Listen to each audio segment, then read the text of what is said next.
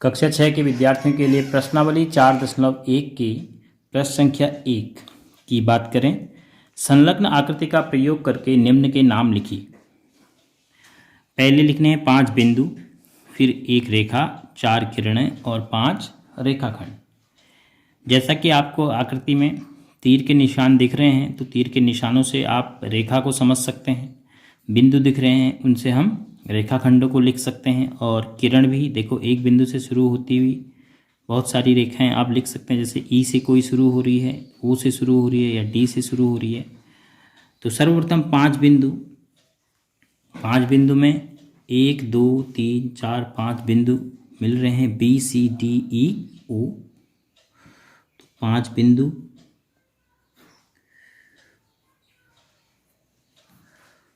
B C D E और ओ। अब दूसरा पूछा है एक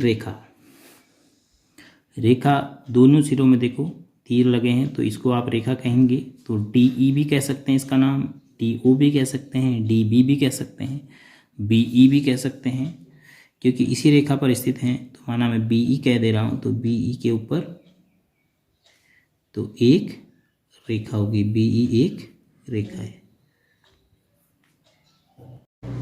सी में 4 किरणें लिखनी है, तो एक ओ ए, एक ओ बी, ओ सी और ओ डी लिख सकते हैं। देखो, ओ से स्टार्ट हो रही, एक बिंदु आपने दे दिया शुरुआती बिंदु, तो बी की तरफ बढ़ रही है, सी की तरफ, ए की तरफ आगे बढ़ी है। तो 4 किरणों के नाम हमें लिखने हैं। तो 4 किरणें कौन कौन सी हैं? एक तो ओ ए, इसको लिखेंगे आप, ए की तरफ तीर लगाएंगे, ओ बी, बी की तरफ तीर लगाएंगे, ओ सी, सी की तरफ तीर लगाएंगे। इसको ओ ई ओ डी कुछ भी लिख सकते हैं, ओ डी तो डी की तरफ तीर लगाएंगे। फिर पूछा है डी में 5 रेखाखंड, 5 रेखाखंड।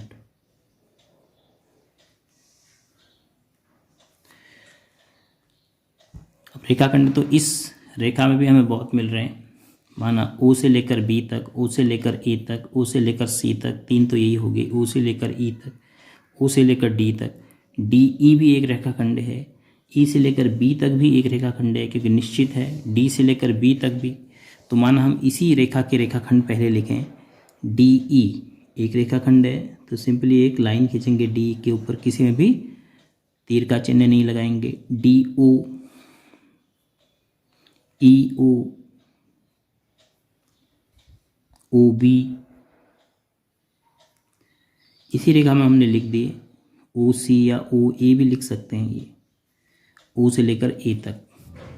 प्रश्न संख्या 2 है, संलग्न आकृति में दी हुई रेखा के सभी संभव प्रकारों के नाम लिखिए। आप इन 4 बिंदुओं में से किसी भी बिंदु का प्रयोग कर सकते हैं। यह एक रेखा है, क्योंकि दोनों दिशाओं में आपको तीर का चिन्ह दिखाई दे रहा है। तो इस रेखा के नाम हमने लिखने गणितीय भाषा में, अर्थात बिंदुओं के द्वारा। तो इसमें 4 बिंदु हैं। किसी भी रेखा को लिखने के लिए आपको केवल 2 बिंदुओं की आवश्यकता होती है, और दोनों बिंदुओं में जो आप अक्षर लिखते हैं, उन अक्षरों के ऊपर तीर का निशान बनाना होता है। तो जैसे इस रेखा का एक नाम मैं कहूँ ए बी, तो ए और बी के ऊपर तीर लगा दिया जाएगा।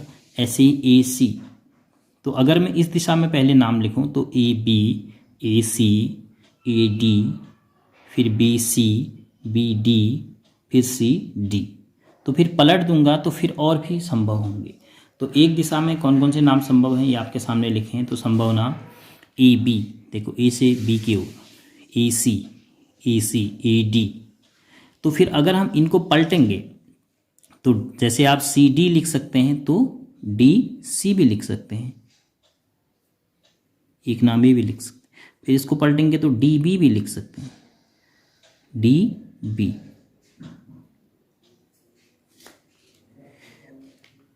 फिर ऐसे इसको पलट देंगे तो सी बी लिख सकते हैं। फिर उसके बाद डी ए लिख सकते हैं, फिर सी ए लिख सकते हैं और बी ए लिख सकते हैं। तो इतने संभव नाम हैं। बिंदुओं को जब आप अक्षरों से लिख रहे हैं बी ए, दोनों अक्षरों के ऊपर आपने तीर का निशान लगाना पड़ेगा, तभी हम इसको रेखा कहेंगे। प्रश्न संख्या 3 है, संलग्न आकृति को देखकर, जो आपकी संलग्न जो आकृति आपको दिख रही है, नाम लिखिए। पहला है रेखाएं जिसमें बिंदु ई सम्मिलित हैं। रेखाएं जिसमें बिंदु ई सम्मिलित है होना चाहिए इसको, जिसमें बिंदु ए की है, वो बिंदु ई सम्मिलित है। वह रेखा जिस पर ओ स्थित है, ए से होकर जाने वाली रेखा प्रतिच्छेदी रेखाओं के दो युग्म। तो हमें चित्र को देखना है, फिर समझते हुए सबसे पहले वे रेखाएं लिखनी है जिसमें बिंदु ई सम्मिलित है। तो देखो ई बिंदु ये है, किस किस में सम्मिलित है? एक तो इस रेखा में दिख रहा है आपको और एक इस रेखा में दिख रहा है। इस रेखा में तो है नहीं ये बिंदु, तो दो रेखाएं हैं। एक को तो आप लिख सकते हो ए ई, एक को लिख सकते हो एफ ई। तो कौन कौन सी रेखाएं आ गई? ए ई एवं दूसरी कौन सी है? F E.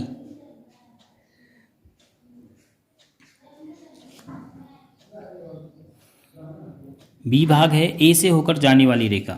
देखो ए से होकर जाने वाली यही रेखा है, तो ए से होकर जाने वाली रेखा का नाम क्या हो जाएगा?